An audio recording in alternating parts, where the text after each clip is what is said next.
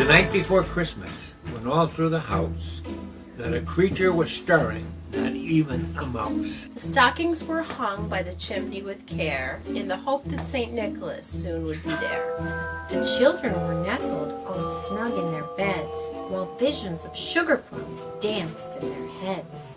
And Mama in her kerchief and I in my cap had just settled our brains for a long winter's nap. When out on the lawn there arose such a clatter, I sprang from my bed to see what was the matter. Away to the window I flew like a flash, tore open the shutters and threw up the sash. Moon on the breast of the new fallen snow gave the luster of midday to objects below. When what to my wondering eyes should appear but a miniature sleigh and 8 tiny reindeer. With the little old driver so lively and quick, I knew in a moment it must be St. Nick. More rapid than eagles, his coursers they came, and he whistled and shouted and called them by name. Now Dasher, now Dancer, now Prancer and Vixen, on Comet, on Cupid, on Donder and Blitzen. Top of the porch to the top of the wall. Now dash away, dash away, dash away all. Leaves that before the wild hurricane fly, when they meet with an obstacle, they mount to the sky. So up to the housetop the coursers they flew, with the sleigh full of toys, and St. Nicholas too.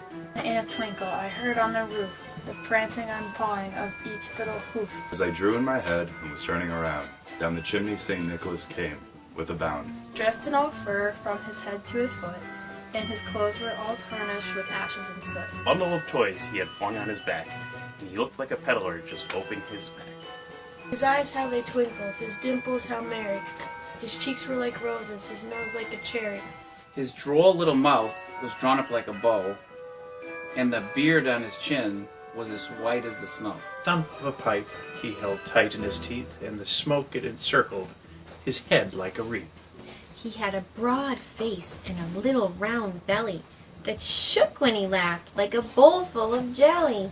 He was chubby and plump, a right jolly old elf, and I laughed when I saw him in spite of myself. A look of his eye and a twist of his head soon gave me to know that I had nothing to dread. Not a word, but went straight to his work, and filled all the stockings, then turned with a jerk. Putting his finger aside of his nose, and giving a nod up the chimney he rose. He sprang to his sleigh, to his team gave a whistle, and away they all flew like the down of a thistle. But I heard him exclaim ere he drove out of sight, "Happy Christmas to all, and to all a good night."